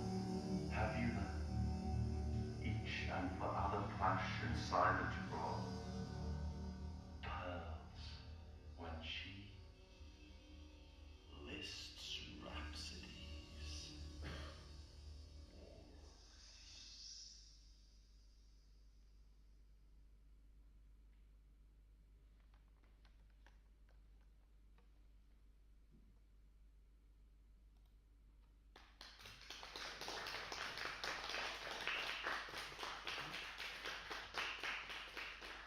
This next piece, called Sea Songs, I mentioned at the end of my talk. It is created from recordings both above and below the waves off the coast of Scarborough. It was part of a project called Wild Eye, and it's also sounds that have been integrated into an augmented reality app called Echoes. So if any of you happen to visit Scarborough, you can download the Echoes app and download the Sea Songs Soundwalk, and as you traverse Scarborough South Bay, you'll be able to hear the sounds of snapping shrimp and bottlenose dolphins and grey seals, as well as a lot of anthropogenic noise under the water, just a few metres off the shoreline in this very non-human or more than human domain. So this is a sound collage of those sounds. Enjoy it.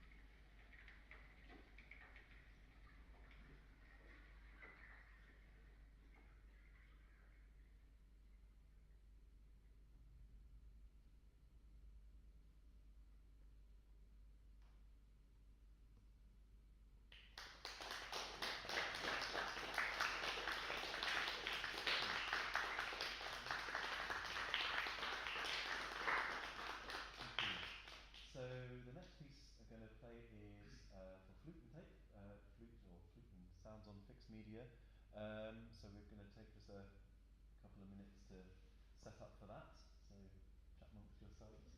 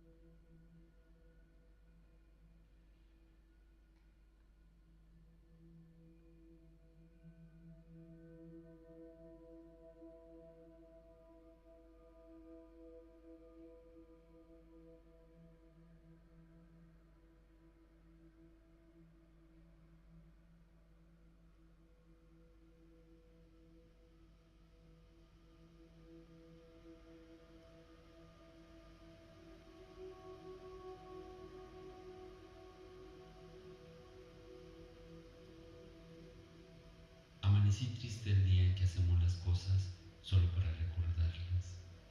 En este pueblo donde todo lo sé, lo siento y lo adivino. Amanece triste el día en que no ha habido hora más larga para nacer al mundo. En este pueblo de subidas y bajadas, de árboles que son comida, de días lluviosos en que me echo a comer la costa de sus troncos. Amanece triste en los ojos vacíos de los turistas, en las oquedades y en el lujo de un bosque que nos guarda en los hoyos que se abren para despertar nuestra resurrección. Amanece triste el instante aquel en que la nieve empezó a caer y mis alas reaccionaron a la marcha migrante de 2000 millas de vuelo que dejan generaciones y sobrepasan fronteras. Dejé este pueblo de indios que antes de indios era de nadie, era de árboles que elevados al cielo después pudieron ser un ropero, o una silla, o una cama, o una ventana. Amanecí triste el día en que rompí el cielo y tajé con alas revoloteantes su vacío que desaparece mientras dice no y no, y así me cansa. Dejé el pueblo de lodo y hierba bajo el agua de olor a resina, e instantes altos e inciertos y en paz semilla de aves. Amanecí ayer, cuando la luz estuvo todo el día nevada, cuando hacía frío y la lluvia no cesaba en lo profundo de una nube espesa.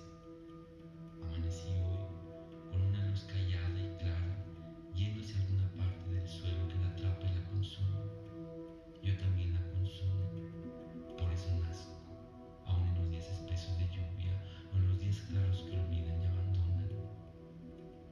Dejo el pueblo, lo abandono, lo olvido en su vivir al día, en su qué más puedo hacer, en su espera que no es la mía. Yo me escapo, vuelo de regreso, dejo atrás 1.000.000 de generaciones, dejo la prórroga perpetua, dejo insaciable el lugar que me abraza, dejo a los turistas que buscan y callan. Yo muevo las alas, las revoloteo, me lanzo al cielo que es destino, me lanzo al aire abierto y limpio, que es vacío.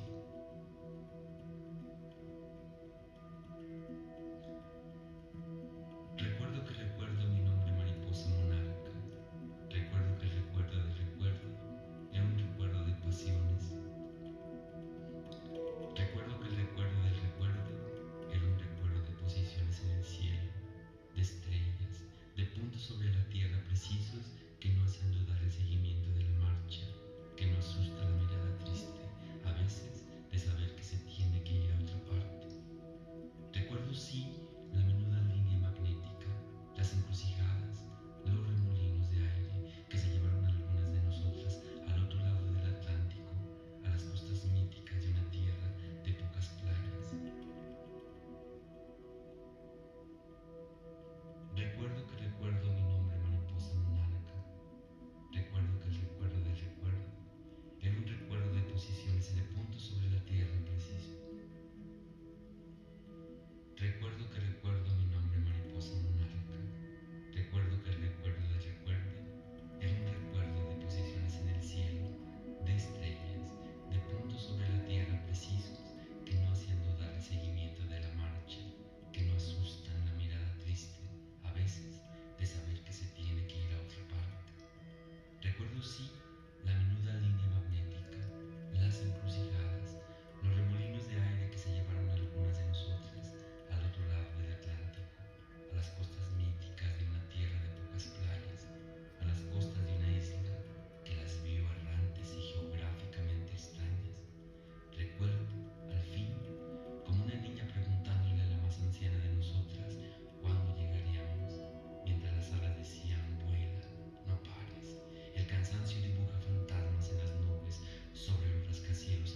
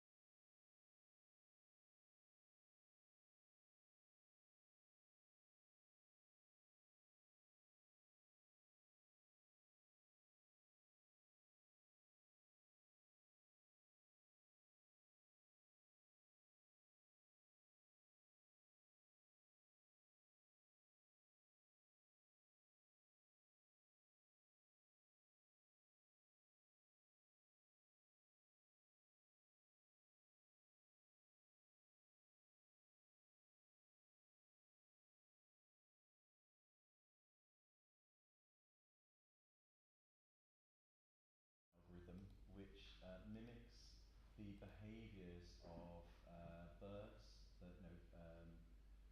flocking of birds and shoaling of fish. I've imposed those on some of the some of the recordings of the water jet cutting to make it flow in the way that the birds and the fish would do in the sky and the lakes in the areas that the rocks were recorded. And this features some of John Ruskin's own text around how he sees these repeated forms and structures from the micro scale to the macro scale within the rock, and almost these folds within the rock being like frozen sounds. And the fact that mountains certainly not within a human life scale, but within geological time are like living waves. They're constantly moving in dynamic forms that are moving all the time. So this piece is about 8 minutes long. And then we have one more.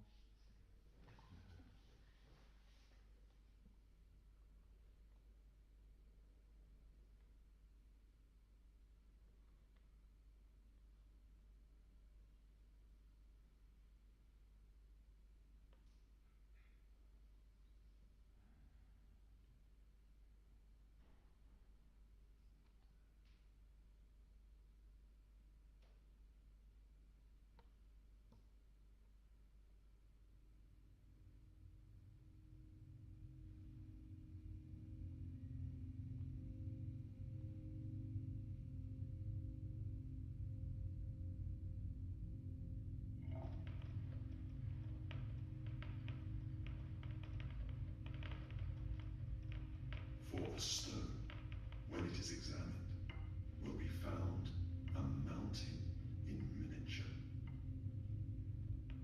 The fineness of nature's work is so great that into a single block, a foot or two in diameter, she can compress as many changes of form and structure on a small scale as she needs for her mountains on a large one. Where they are, they seem to form the world.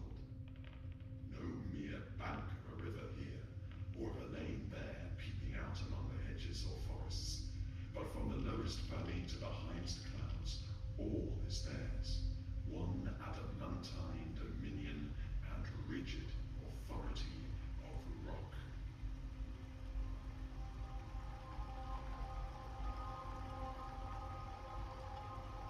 We yield ourselves to the impression of their eternal, unconquerable stubbornness of strength.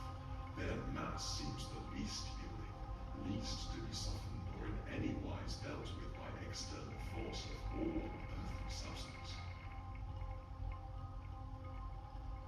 And behold, as we look farther into it, it is all touched and troubled, like waves by a summer breeze, rippled far more delicately than seas or lakes are rippled. They only undulate along their surfaces.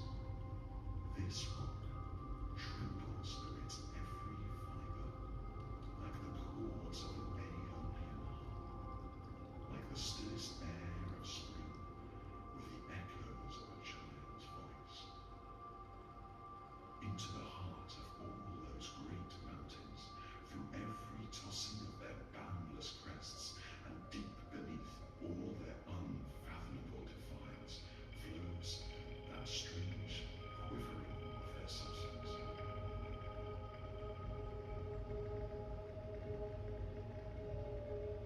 Other and weaker things seem to express their subjection to an infinite power only by momentary terrors, as the weeds bow down before the feverish wind, and the sound of the going in the tops of the taller trees passes on before the clouds, and the fitful opening of pale spaces on the dark water, as if some invisible hand, casting dust abroad upon it, gives warning of the anger that is to come.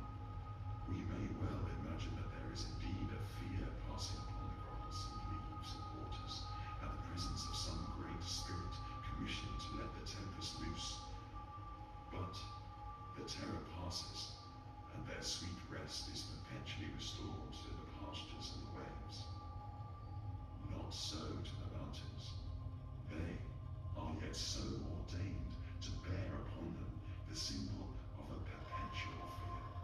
The tremor which fades from the soft lake and gliding river is sealed to all eternity upon the rock.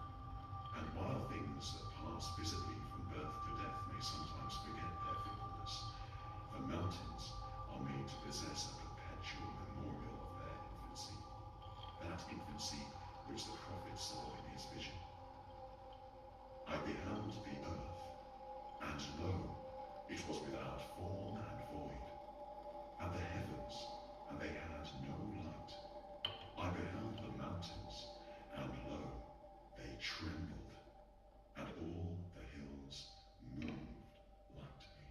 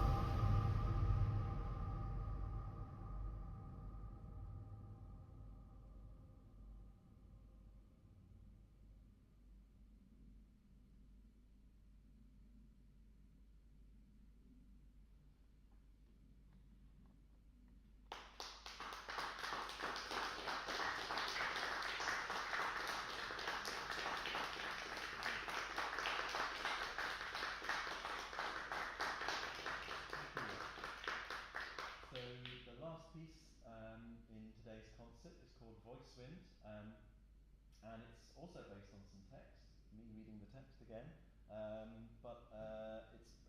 The text is actually from the first page of my father's war diary, and it's a piece of Sophocles from Oedipus at Colonus, and I think it's as relevant to us today as it was when it was first written. I won't say too much more about that, just to say that in this piece I'm very much exploring sound transformations and sort of recognisable sounds in the real world, transforming one thing to another, and also exploring, actually, as in the previous piece, this ideas of musica mundana, humana, and instrumentalis, as represented by different kinds of sound sources. So I hope you enjoy this last piece of the concert, and it's about 9 minutes long, just to kind of give you expectations.